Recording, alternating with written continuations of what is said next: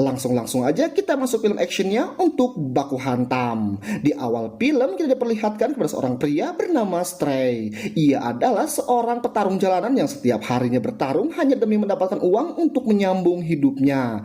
Dan saat itu Stray akan melawan mantan polisi yang belum pernah terkalahkan. Pada awalnya Stray sangat kesulitan menghadapi orang tersebut. Bahkan ia beberapa kali sempat ditumbangkan, namun pada akhirnya ia berhasil membalikan keadaan lalu mengalahkan orang tersebut.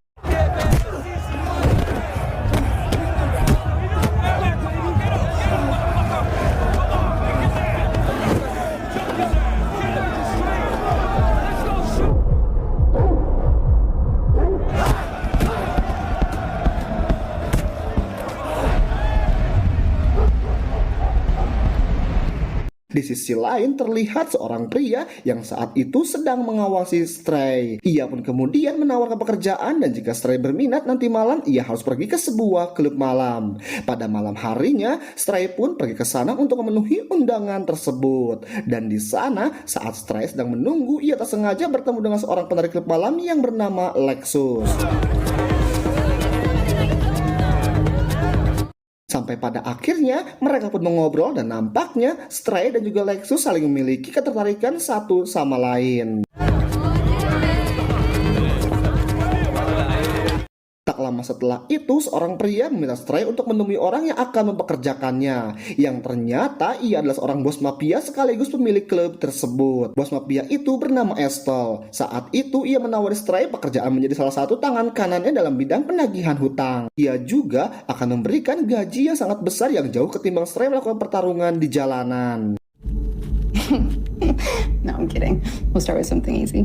Karena gaji yang besar itu pun Stray akhirnya menerima pekerjaan tersebut. Tak lama kemudian Estel menyuruh Stray untuk menemui seorang pria bernama Kuda.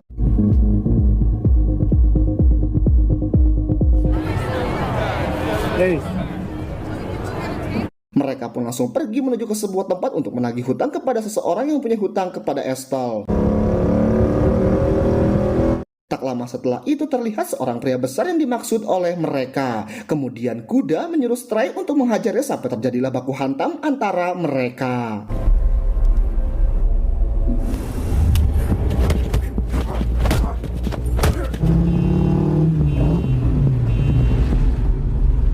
Setelah berhasil mengalahkannya, mereka pun membawa orang itu ke tempat sepi yang berada di dekat pantai. Di sana Kuda mencoba untuk menagih uang yang sudah orang itu janjikan. Namun orang itu mengatakan kalau ia masih belum punya, lalu kembali meminta tempo. Namun dengan tegas Kuda menjawab tidak ada lagi tempo bagi orang yang penghutang. I'll pay her back, I swear. Fuck you.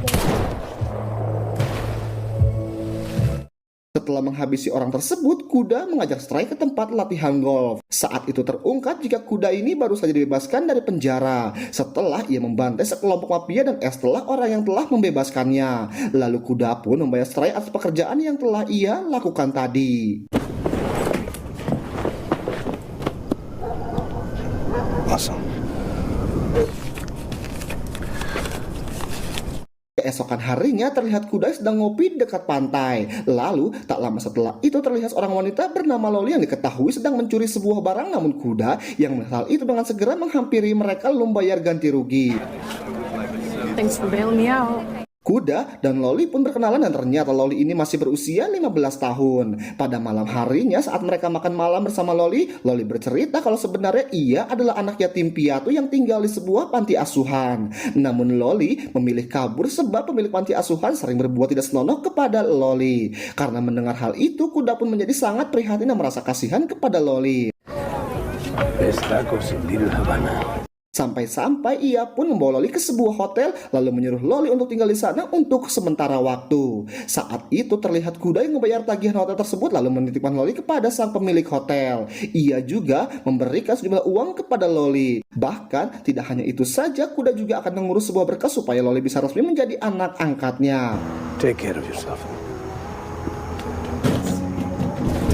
Beberapa jam kemudian, Loli yang sedang bersantai tiba-tiba didatangi seorang yang datang mengetuk pintu. Dan saat dibuka ternyata orang tersebut hendak untuk menculik Loli. Keesokan harinya, ketika Kuda akan mendatangi Loli, ia melihat pintu yang sudah dijebol. Dan Loli sudah tidak ada di sana. Saat itu juga Kuda pergi menghampiri Stray yang saat itu tengah bertarung. Ia kemudian meminta bantuan Stray untuk ikut mencari Loli. Namun sebelum itu Kuda harus menyelesaikan dulu pekerjaan yang sudah diberikan oleh Estelle. Mereka kemudian pergi ke sebuah tempat untuk menagih uang, dan kali ini orang yang ditagih tidak macam-macam dan akan membayar semua hutangnya saat itu juga. Namun seketika saja Kuda menjadi sangat marah setelah melihat jepitan uang yang dipakai orang tersebut. Mengingat jepitan itu adalah jepitan yang sebelumnya ia berikan kepada Loli. Whoa. Hold it.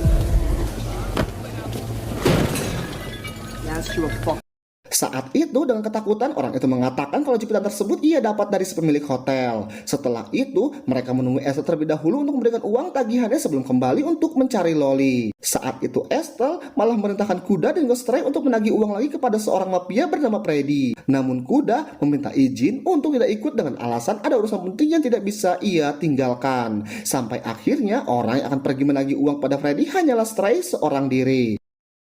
I have something to do anyway. Setelah itu Kuda pun langsung bergegas mencari si pemilik hotel. Tanpa basa-basi ia langsung hajar si pemilik hotel untuk menanyakan di mana Loli. Dan setelah kakinya ditembak, akhirnya si pemilik hotel mengatakan kalau Loli telah diculik oleh Freddy, si mafia yang berada di tengah kota. Saat itu Kuda langsung teringat kalau Freddy adalah orang yang sekarang akan ditagih oleh Stray. Tanpa ragu Kuda pun langsung menghabisi si pemilik hotel itu. Adegan berpindah kepada Kuda yang saat ini sudah berada di depan markas Freddy bersama dengan Stray. Saat mereka masuk ke dalam, terlihat puluhan wanita yang sedang dikurung di dalam jeruji besi. Ternyata wanita tersebut dipaksa untuk melakukan streaming online ilegal yang bahkan untuk makan dan juga minum pun mereka harus melakukannya di dalam kandang tersebut. Ternyata Freddy ini adalah salah satu partner bisnis Esther dalam streaming online. Ia juga mengatakan jika Kuda dan juga Stray ingin wanita, ia tinggal masuk saja ke dalam kandang seperti seekor hewan. Bahkan mereka juga mempunyai wanita dari umur 10 sampai dengan wanita dewasa. Tak lama kemudian terlihat Loli yang akan mereka masukkan ke dalam kandang. Namun Kuda yang melihatnya sementara hanya diam dan seolah-olah tidak mengenali. Saat itu Kuda masih memikirkan bagaimana ia bisa melepaskan Loli dan semua wanita yang ada di sana. Setelah urusannya selesai, Freddy segera menyuruh Kuda dan Stray untuk segera pergi karena Freddy terlalu sibuk. Singkat cerita, Kuda dan juga Stray kembali menghampiri Estelle lalu memohon untuk menghentikan bisnis Freddy. Namun saat itu Estelle menolak sebab pendapatan dari Freddy sangatlah besar.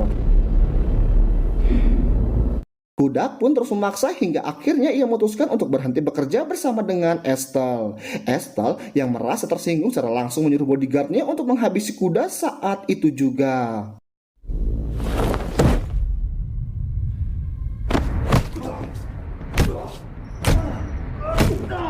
Bahkan ia juga menyuruh Stray untuk ikut membantu menghabisi Kuda, namun Stray malah membantu Kuda. Saat itu si bodyguard berusaha menghabisi Kuda, namun untungnya Kuda mampu merebut shotgun yang dibawa si bodyguard dan langsung menghabisinya. Estelle yang melihat hal itu segera mengambil senjata untuk menghabisi mereka, namun tiba-tiba saja Lexus muncul dan menembak tepat kepala Estelle. Fuck you.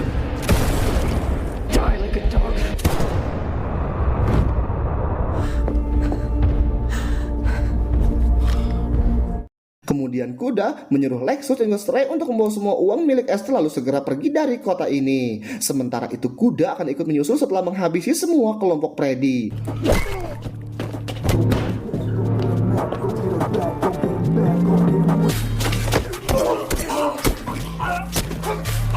Kuda memberikan semua kunci kandang untuk melepaskan semua wanita sandraan. Namun pada akhirnya Freddy berhasil melumpuhkan Kuda dengan menembak perutnya. Hey, shit.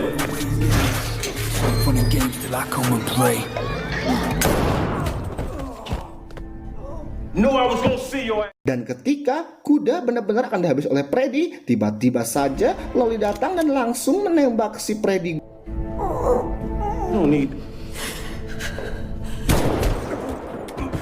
Kuda yang berniat akan menyelamatkan Loli, kini malah Loli yang menyelamatkan Kuda. Setelah itu mereka berdua segera pergi untuk menyusul Stray dan juga Lexus.